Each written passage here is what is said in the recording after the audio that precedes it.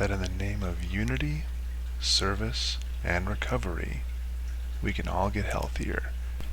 Welcome to Faithaholics Anonymous.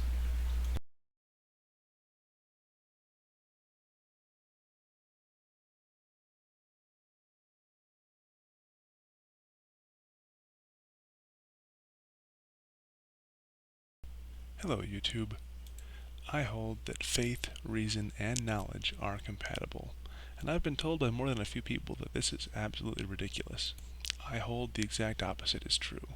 If you want to have reason and knowledge, you have to have them as compatible with faith, because faith is unavoidable. To make this case, I'm going to have to lay down a few terms. The first term is truth, and I'm going to call truth anything which actually is. This means anything we can find empirically, like gravity, as well as mental concepts that we can prove because the concept is its own definition, like triangles have three sides. Belief. Any idea you consider to be true. If you check common usage, I think you'll find this to be pretty accurate. Whenever you say something that you believe is true, you could just as easily say you believe something. Whereas you can't believe something you consider to be false, but you can believe something is false. Knowledge. I'm going to hold the first definition here from Matt Dillahunty, which is belief held to a high degree of certainty. On the off chance you don't believe that's a quote, there's a link in the description. For me, I want to take it one step past that. I would say that knowledge is something you believe which is functional and you have an understanding of why it works. I'm avoiding the word truth here because absolute truth is absolutely unknowable. We live in a very uncertain universe. A high degree of certainty is okay, but we certainly haven't got absolute proof, and so I'm not going to hold any definitions requiring absolute proof. Merely functional proof, something which works and we have no current reason to doubt, but we remain open to doubt just in case it turns out we're wrong. Reason. Thought supported by logic and or evidence. Why and or evidence? Well, because sometimes the evidence defies all of our logic. This brings us to a definition of faith, rather two definitions and a straw man. So, for the first definition, belief that is not based on proof. Here remember, proof is not something that is absolute, but we could say in place of proof, belief which is not based on knowledge. In this sense, we'd be using knowledge in the secondary sense, where we have an understanding of why something is functional, not just an understanding that something is functional or a belief that something is functional. This kind of faith is absolutely unavoidable in our modern world. The sum total of human knowledge, or the things that work for us that we have a pretty good understanding of why, exceeds what any individual could possibly learn the reasons for in a lifetime. If you want to advance any field of study, you're going to have to take certain aspects of other people's study for granted, unless you want to spend all of your time redoing their research to understand why it's valid. This also holds for everything we as modern humans take advantage of that we believe works, but we don't understand the inner workings of. A good case in point is that I know that my automobile has an internal combustion engine. I even understand some of how the pistons and rods and things work.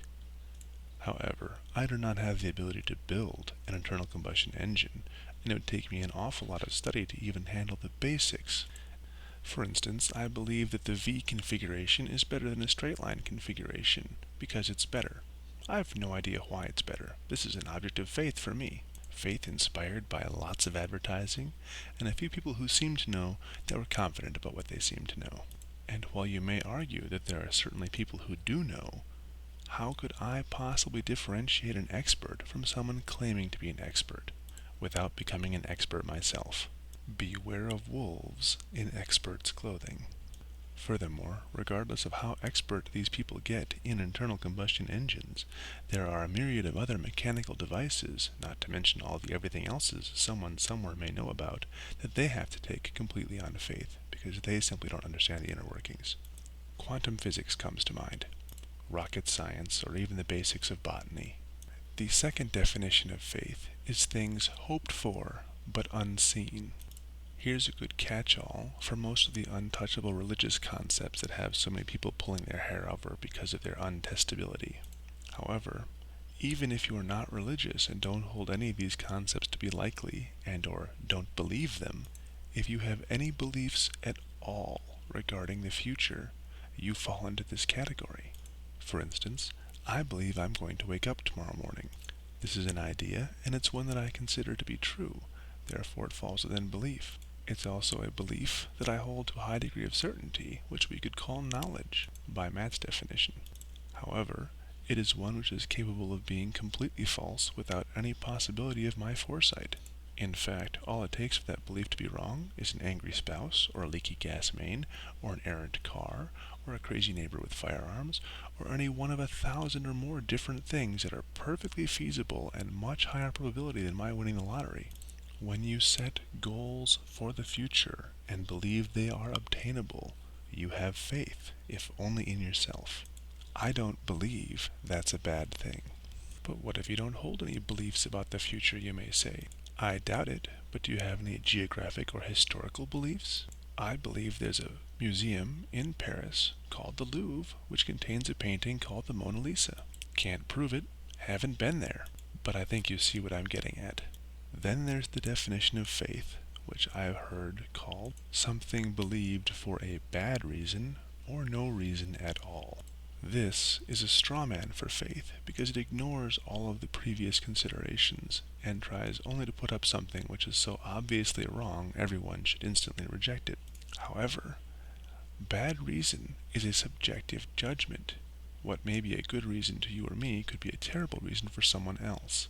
There is no empirical truth we can point to on what is a good or bad reason for a set of behavior or a particular belief.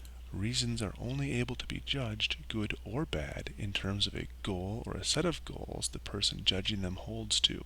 For instance, you would probably agree with me that suicide bombing is a terrible idea against the goal of increased globalization and less pain. However, a small regime intent on maintaining its power block in the threat of encroaching globalization might see suicide bombing as a great way to prevent that globalization. For them, it's a great idea. It is only in the face of shared, agreed-upon goals that we can make value judgments about things which are subjective. Secondly, things believed for no reason at all. Well, what is no reason at all? How can you have a belief without some idea in your head of why you believe that? I don't know of anything I hold to be true that I don't have some reason for thinking of it to be true. To me, this is a description of the opiner who is looking at a goal so far outside their own goals that they cannot consciously treat it as valid. But remember, value judgments remain subjective. This brings me to blind faith, and blind faith will define as any opinion which is held with such certainty that it is considered unquestionable. Note, this is not the same thing as an opinion held to a high degree of certainty, but you are willing to allow questions to be debated on. For instance, I am very certain I'll wake up tomorrow, but I'm not so certain that I'm completely adverse to hearing someone say maybe you won't. There are reasons why maybe I won't. Blind faith requires an instant, near unthinking rejection of any question of the validity of the statement or opinion which is held this faithful. This type of faith does not need to be religious, or at least it does not need to be associated with what we'd identify as a religion. The beliefs held this way certainly do have religious elements to them, and this is because blind faith is often encouraged by unscrupulous leaders. Another word for blind faith is dogma. Apostate, apostle. It's kind of like a palindrome.